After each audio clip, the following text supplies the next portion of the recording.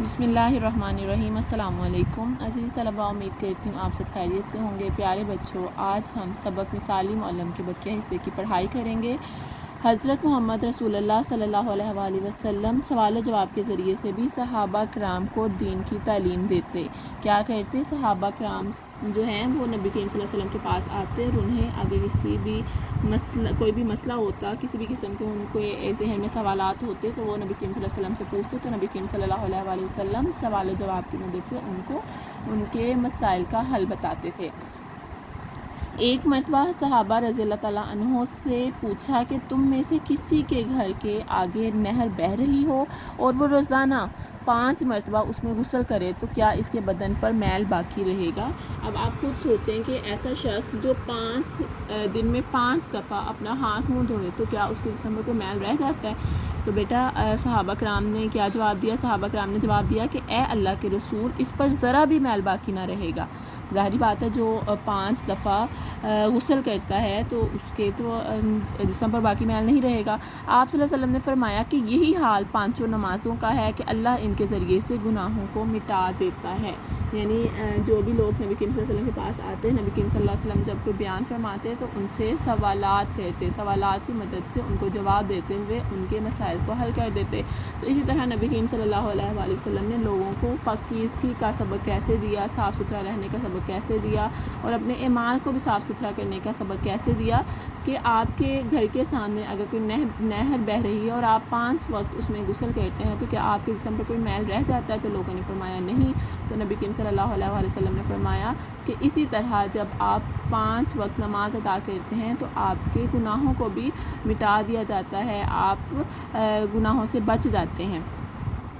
तो बेटा इसी तरह दूसरा पैराग्राफ है कि नबी करीम सल्लल्लाहु अलैहि वसल्लम बाज़ औक़ात अपनी बात को अच्छी तरह समझाने और वाज़े करने के लिए हाथ के इशारों से मदद लेते।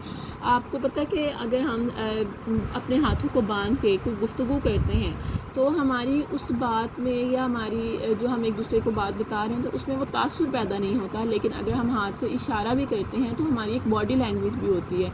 तो जो हमारी जिस्मानी जो ज़ुबान है, जो हमारे इशारात हैं, ये दूसरों को बात समझने में आसानी पैदा कर देते हैं, यानी कि आसानी हो जाती है। तो बेटा इसी तरह नबी करीम सल्लल्लाहु अलैहि वसल्लम भी हाथ के इशारों से मदद लेते थे। इसी तरह बात अच्छी तरह ज़हन नशीन हो जाती। एक बार एक सहाबी ने आप सल्लल्लाहु अलैहि वसल्लम से पूछा कि मेरे लिए कौन सी चीज़ सबसे ज़्यादा ख़तरनाक है? तो आप सल्लल्लाहु अलैहि वसल्लम ने अपनी ज़ुबान को पकड़कर फरमाया, ये ज़ुबान सबसे ज़्यादा ख़तरनाक है।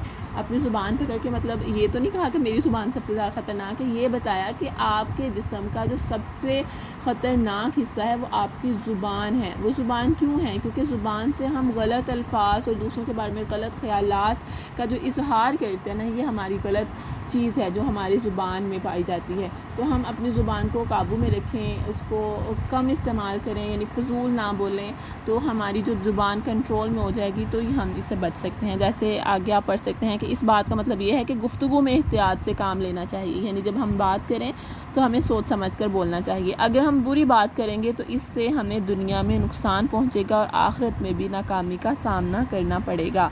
इसी तरह नबी अकरम सल्लल्लाहु अलैहि वसल्लम अक्सर ऐसी चीज़ों से तशबीह देते जिनसे लोग वाकिफ़ होते हैं। मसलन आप सल्लल्लाहु अलैहि वसल्लम ने एक मरतबे पर एक मौका पर फरमाया, मोमिन मोमिन का आईना है।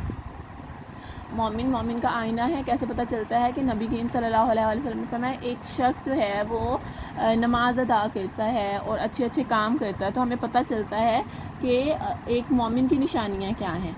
तो इसी तरह मोमिन का जो आईना है वो ख़ुद मोमिन है, वो जानता है कि उसके अंदर, एक मोमिन के अंदर कौन कौन सी सिफ़ात पाई जाती हैं। इस बात का मकसद ग़ीबत से मना करना था कि अगर आप दूसरे की बात करते हो इसका मतलब है कि आप ख़ुद दूसरे को नुकसान पहुंचा रहे हो, आप दूसरे को क्या अपने आप को भी नुकसान पहुंचा रहे हो। तो ग़ीबत से मना किया गया। ग़ीबत किसे कहते हैं बेटा? चुगली को कहते हैं कि एक फ़र्द की पीठ पीछे दूसरे की बुराई करना, उसकी बुराई करना, इसको ग़ीबत कहा जाता है और हमें ऐसा बिल्कुल भी नहीं करना चाहिए। क्योंकि आईना सिर्फ़ उस वक्त ऐब ज़ाहिर करता है जब आदमी आईने के सामने हो। आईना कभी एक बंदे की खामियां दूसरे लोगों को नहीं बताता। تو ہمیں ایسے ہی ہونا چاہیے کہ مومن کے سامنے بالکل مومن ہونا چاہیے، اس سے کبھی بھی دوسرے کی برائی نہیں کرنی چاہیے۔ نبی کریم صلی اللہ علیہ وآلہ وسلم موقع کے مطابق بات کرتے، آپ صلی اللہ علیہ وسلم جن باتوں کی تعلیم دوسروں کو دیتے تھے خود بھی انہی پر عمل کر کے دکھاتے تھے۔